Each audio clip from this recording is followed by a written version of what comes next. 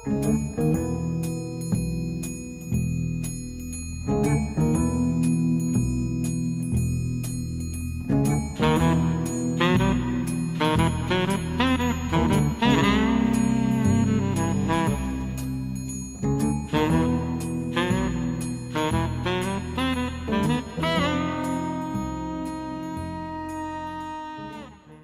taas, head saatekuulajad.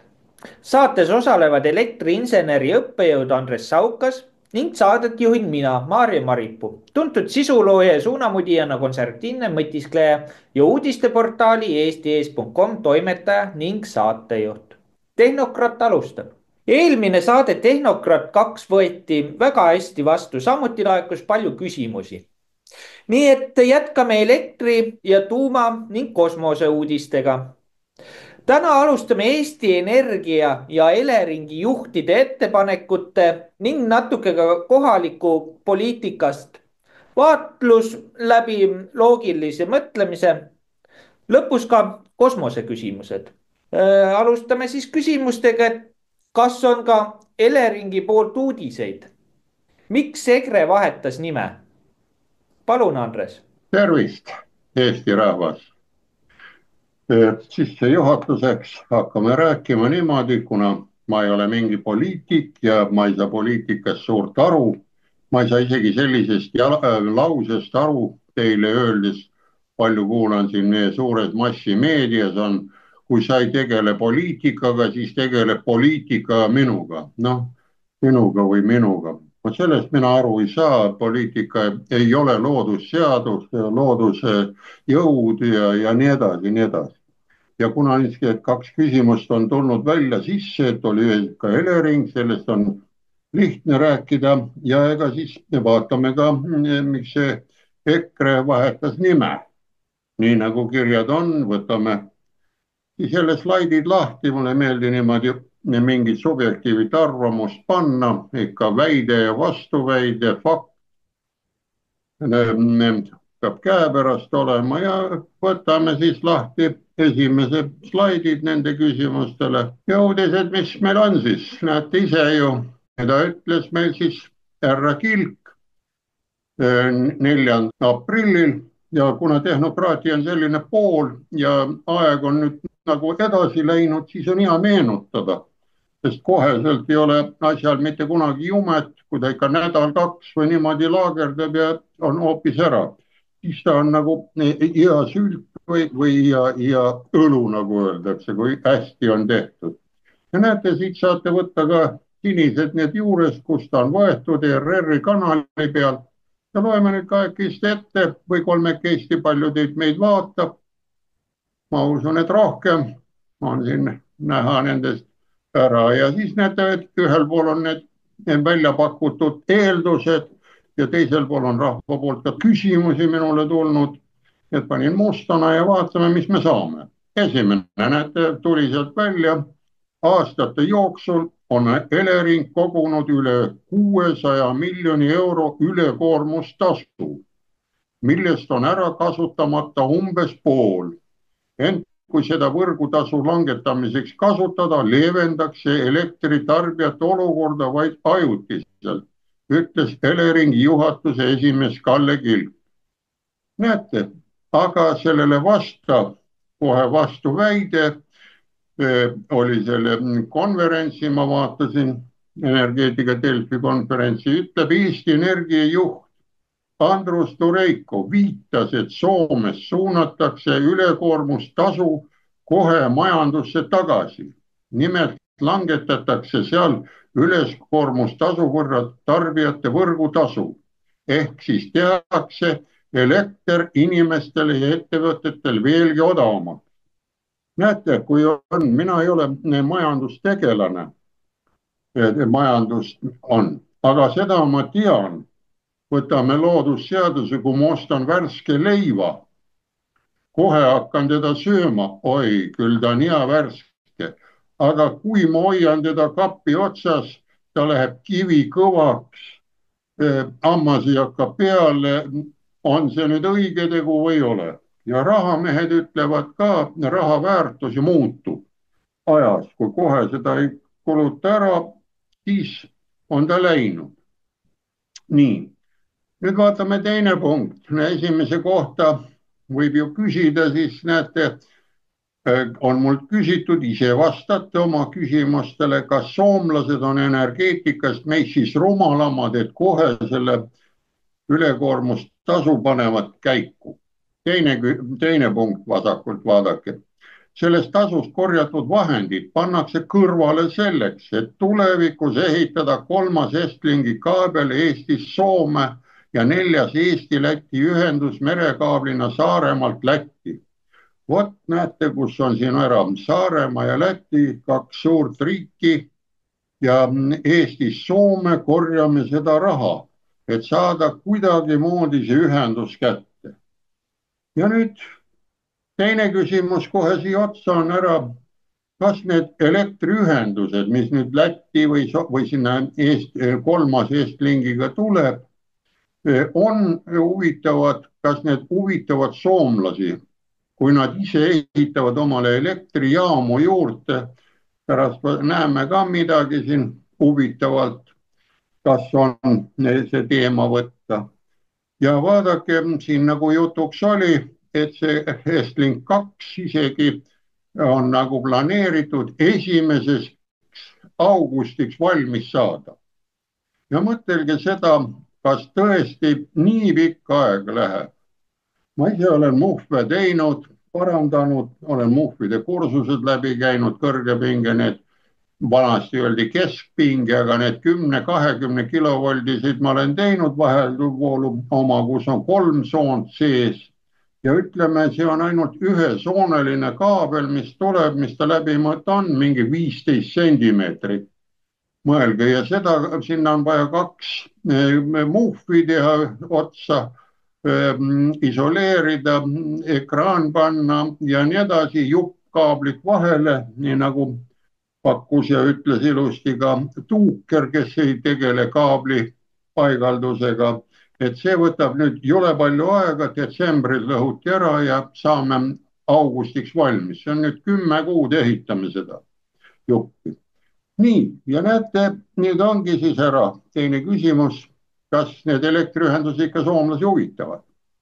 Kolmandas, mida rohkem on taastuv elektrit, seda rohkem on tarvis ühendusi. Näete, ütleb jälle sealsamas artiklis ja küsimus oligi nüüd, küsivad vastu, kas oli ikkagi mõistlik Brellist. Me olime siin koos Läti Baltikumiga 11 ühendusliini oli meil ühendatud. Ja lahti ühendada ja nüüd loota, et Soomest ikka saame 2 kaabliga elektrit. Nii, et Soomest. Ja siis mingi aeg, nagu siin eelspool oli, et ühendame Saaremaa ja Lätiga ära sealt üle Kuura poolsaare või kuidagi moodi. No mõtelge ise, kas oli mõistlik. Mina võin öelda oma tehnokraatliku ära, et ennem ikka vanasse kaevu ei sülitata, kui uus on valmis. Aga siin tuli välja, et vana kaev lasti asju täis, juba prügi ja värki ja uus kaev kõrval ei annagi vett.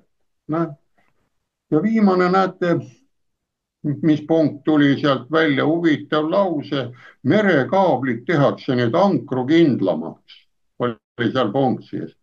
Ja ma küsin kohe vastu, meie siin nagu energeetikud, elektrikud varem pidime kostnorme, neid standardid kasutama, kuna kostnormid olid Ameerika omad, tõlgitud vene keelde. Ja nüüd küsin kohe nendel merekaabli paigaldajatel, kas tõesti ei ole siiani kehtinud Euroopa või siis rahvusvahelised kaablipaigalduse normid, et visati sinna merepõhja ja ei tehtudki ankru kindlaks ega midagi. Nii, see oli nüüd esimene uudiste leht, mis pakkuda välja sellest ülekoormusest. Lähme järgmise lehekülje peale ja näete siin nüüd, mis ütles ka edasi. Riigifirma juht ütleb, et energeetikas ei tohi teha Eesti huvidest lähtuvaid otsused. See on otse kirjutatud Postimehes sees. Mina ei saa sellest aru, kelle otsuseid siis lähtutakse. Kas need, kes kusagil kaugel elavad, kes ei vaja seda elektrit, energeetikat või tuleks otsused siin teha, kes siin Eestis elavad. Vot proovige mulle tehnokraadile ära seletada. Ja näete, siin ütlebki kohe 4. ära, 6. aprillil oli see pealkiri Postimehes majandus. Võite kontrollida. Näete, 4. aprill saates uudis. Pluss ütles riigifirma Elering juht Kalle Kilk, et kui me teeme otsuseid Eesti huvidest lähtuvalt, siis me tulevikus Euroopa ühisturust kasu ei saa ja meil ongi kallim siin elada. Viidates, et vajadus kalleid välisühendusi välja ehitada tuleb pigem üle-euroopalisest plaanist, mitte tingimata Eesti enda hädavajadust. Vaata, kui hästi ütleb, et siin ei ole midagi. Aga kui natukene tuletada meelde, siin olid meil 2 kraanikausiga oli probleeme, et üks kraanikaus pidi olema kala jaoks, liha jaoks. Nende järgi hävitati kohalikud sööklad, toiduainete kohad ära, pärast tuli välja, et see oli lihtsalt soovitus. Ja ma arvan, et võib-olla need ühendused ja need ikka Eesti huvid peaks olema eespool, soovitatakse jah, et siin plats puhtaks ära läheks või kuidas see on. Ja näete siin, mis siis on, ja lõpus siin öötleb ja teine Vikerraadios uudis, seesama Plussis, Arp Müller siis intervjuuris seda uuesti edasi, ütleb Kilki, see pooletunnine saatelõik on kuulamissoovitus kõikidele, kes tahavad Eesti energeetika probleemist paremini aru saada. Selline reklaam oli. Ja näete, saade on siin samas ka kõrval, Uudis Pluss, kui lähete Vikerraadioga. Ja tasub kuulata, vaat, siin on üks hea lause või selline asi sees, mis tasub mõelda selle peale. Tasub kuulata, et eriti lõpus kell 26.56 saate lõpus on viimased küsimused. Eesti sageduse hoidmise tasud oli tootjatele kui ka tarbijatele välja planeeritud 5,31 megavatt-tundi eurot, 5 eurot. On peatatud, sest Soome on tarbijale tasu ainult 1 euro megavatt-tunnis, aga Lätis ja Leedus seda tasu ei ole üldse. Ja kõik suunad viitavad, et hindade ühtlustamisest ei tasu rääkida, sest Läti ja Leedu on võtnud taastuvenergia tootjatele kahjuliku süsteemi. Vot seda ütles nüüd just see härra Kalle Kilk, et ei tasu enam nüüd lätlastele ja leedulastele ka mõelda. Ja näed, ja siis Kalle Kilk ütleb, tasub ikka mõelda mitte lihtsalt ühtlustaseme nimel, vaid mis on kohalikule turule sobib. Ja Estlink saab parandatud 1. august 25. Saite nüüd aru, esimene pealkiri, nagu ütles, et Eesti Energias ei tohi Eesti huvidele üldse viidata, aga siin lapus Uudis Plussis ütleb, et lätlane, leedulane hakkab juba taastuvenergiaga juba mõtlema just nende tuulikud ja päikesepargid, need ongi, et kas ei hakka doteerima või midagi. Vot see on tema jutt, ma ei hakka siin ümber tõlkima, ümber arvama. Vot need olid nüüd sellised Eleringi poolt uudised, mida saate mõtiskledes ja läbi võttes. Ja teine küsimus, mis siin oli, ka huvitav, see oli siis see miks. Vaatame järgi, et miks EKRE vahetas nime, muutis ametliku nime ja valis taas esimeheks. Sellest on uudis, näete, ERR-is jälle 5.4. saate selle lahti teha, kontrollida, kas on seal sellised lõigud sees. Ja vaadake, siin on, võtsin 3 lihtsalt punkti välja ja arvamused, ma olen küsinud ka arstide käest seda ära, mis asi see võis nüüd olla.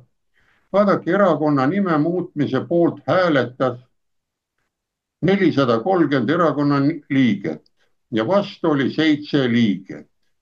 Ja nime muutmiseks oli tarvis 2/3 delegaatide toetust. Liidame need numbrid kokku, saame 437 liiget hääletas ja sellest vastu oli 7 liiget. See annab ainult 1,6%, võite üle kontrollida.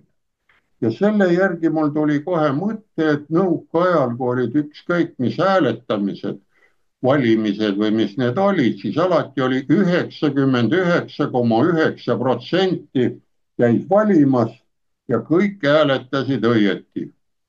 ja teine näide, mis läks ka sinna läheb, oli siin, kui Eesti 30 aastat nagu vabanes, siis tuli WC selline keemiline aine nagu Domestos tuli müügile ja temal oli juhendis sees, et ta 100% tapab kõik WC-s olevad bakterid. Ja rahvas hakkas siis küsima, et aga milleks siis teist purki osta, kui ta kõik 100% bakterid ära tapab. nii et siin saate nüüd mõelda, miks see nime muudeti. Et selline valimine toimus, kuidas see valik on ja muidugi vaatame teist, mis vastas nüüd Martin Helme vastas. Põhjus on väga lihtne, seda räägivad meile inimesed, kes teevad tänaval kampaaniat. On piisavalt palju valijaid, kes teavad hästi, kes ja mis on EKRE. Vot see viskas mulle jälle ette, kas tõesti on siin loojaga, jumalaga tegemist, sest looja jumal ütleb, kes ka puu kohta, sest puu ka elab ja inimene on ka elus organism. Et mõlemad on kessid või missid. Aga siis lähevad valimiskomisjoni sisse ja seal EKRE-t pole. On ainult Eesti Konservatiivne Rahvaerakond. Rääkis Helme. Ja kolmas, näete, Helme lisas, et nime täpsustamisel ei tohiks ükski hääl enam seetõttu saamata jääda, et EKRE on tuntud kaubamärk kui erakonna senine juriidiline nimi.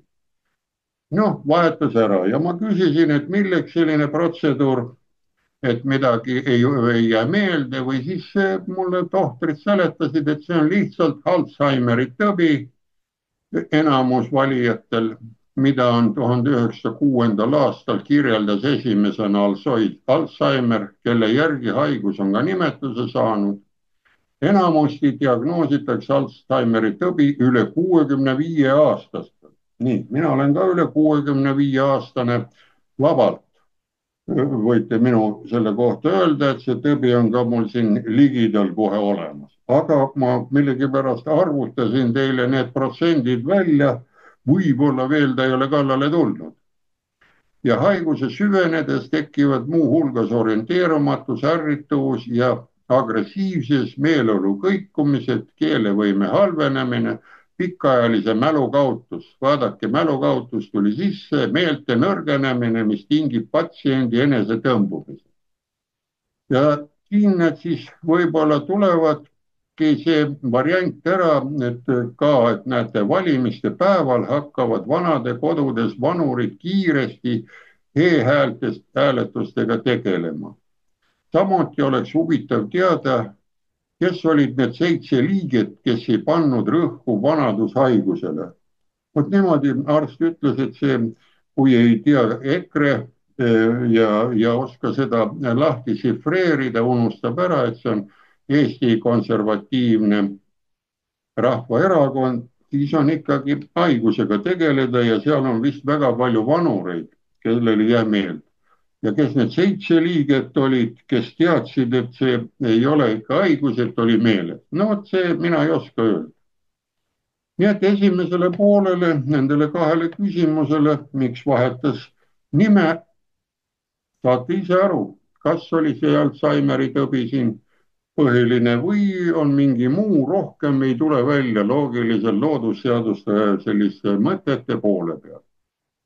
Nii, ja paneme siis selle kokku lihtsalt, et väga tore, et on väike selle 2 küsimuse peale, et väga tore, et tekkinud väike diskussioon Eesti Energia ja Eleringi juhtide vahele.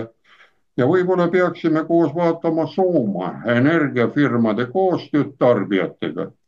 Samuti peaksime mõtlema sellele, kui EKRE täpsustas millegipärast oma nime, kas võib-olla tuleb see tulevikus areenile ka E200 muutus, et ta muutub E300 või Kruus 300 mis tähendab kergelt haavatud olemist sellel firmal, ma ei oska nüüd öelda. selle koha peal mul kõik. aitäh sulle, Andres. kui nüüd minna üldse selle mälukaotuse ja vanadusega seotud haiguste juurde, siis väga populaarne uudis, mis siin nüüd tuli, et Pihlakodu pääseb puhtalt. uurimine näitas, et vägistamine ei teinud dementsele naisele halba. et see on täitsa uskumatu, mis Eestis toimub, täiesti uskumatu. sobib ilusti siia vastust, küsimus oli. just, siinkohal siis veel kaks küsimust. kas mõni kosmonaut on olnud kosmosejaamas rohkem kui 8 kuud? ja kas inimese tervis tänapäeval lubab sõita teistele planeetidele? kas mõni Eestimaa juurtega kosmonaut või astronaut on NASA rahvusvahelises kosmosejaamas käinud? palun, Andres. nii, need on juba paremad küsimused, lihtsamad, aga nad on väga tõsiselt, paljud ei saa sellest pihta ja vaatame siis jällegi, avame slaidid lahti ja nii, ja alustame siis selle esimese küsimuse ära. vaadake, siin on noormees astronaut, ta on 62 aasta mees, poiss, nagu ma võin öelda. ja vaadake, tal on huvitav nimi, ta on Peterburis sündinud, Priit Kalev. ta vene keeles nii palju neid nimesid ei ole, ta oleks nagu Kalevipoegade suguharust tulnud, kui võtame Krii ära siin midagi eest, on Kalev. ja näete, all oli 91. aastal võttis veteran kosmonaut Sergei Krikalev ette rutiinse missiooni kosmosejaamas Mir, teadmata, et on erakordselt kosmosest avanema ajalooliste sündmuste äärel ja vahendab Medium News. nii, ja vaatame ära, siin on parem on kõik korraga läbi lugeda, vaadata ja siin on vastus ka sees olemas, mis on võetud sealt samast aadressilt, mis seal oli.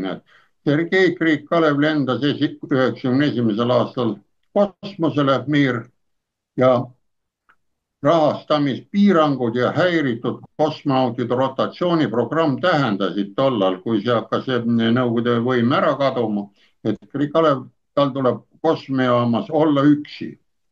ja vaadake, on küsitud, mis seal toimub.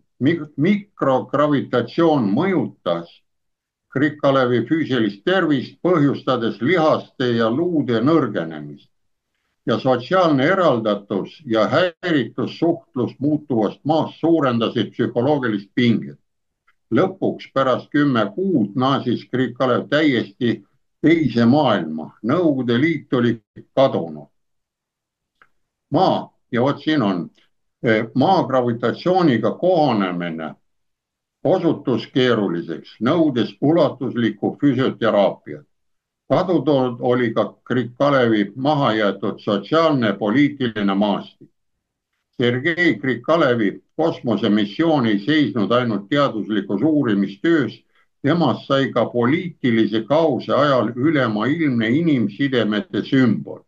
ja BBC tsiteeritud kosmoseajaloolase Kalen Levise sõnul moodustasid Krikalevi maapealsed vestlused inimestega kosmosejaama raadio vahendusel erilist sidet. Levis ütles, et need raadiovestlused lõid mitteametlike kontaktide võrgustiku üle maailma, muutes Krikalevis populaarseks tegelaseks, hoolimata tema laiendatud missiooni erakorralistest asjaoludest. näete, siin on vastus olemas. kui juba 10 kuud, et kas saab sinna sõita kaugemale planeetidele ja mis see mikrogravitatsioon on, seesamane rahvusvaheline NASA kosmosejaam tiirleb ju, on üleval siin maakeraga koos vastavas kõrguses ja tal on ikka mikrogravitatsioon ära, ta on ühes asendis ja nad ikka liiguvad ujudes ringi, kui te Youtube'is vaatate, et nad on ikka õiget pidi ja kui keeravad magama, siis on sama lugu, ronivad sinna koti või nad on just nagu seljaga või vastu maad. Ja näete, mis tegi see 10 kuud, lõhkus lihaseid ja luude nõrgenemine.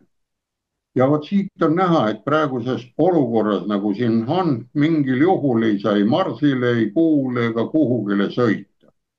Et ta läheb küllaltki kaugele, see asi ära ja juhtuvad nõrgused. Aga miks mitte ei saa sõita, vaadake need fantastikakirjanikud või need ulmekirjanikud päris, olgu ta seal Issak Asimov või on siis Jules Verne ja kui ei olnud allveelaevu olemas või võtame seal Archimedes või seesamane, kes ütles, et me ei pöörle ümber päike, me pöörleme ümber päikese, mitte päike ei pöörle ümber meie. Need teadlased kas põletati, hävitati ära, aga nad olid oma sammukese ees.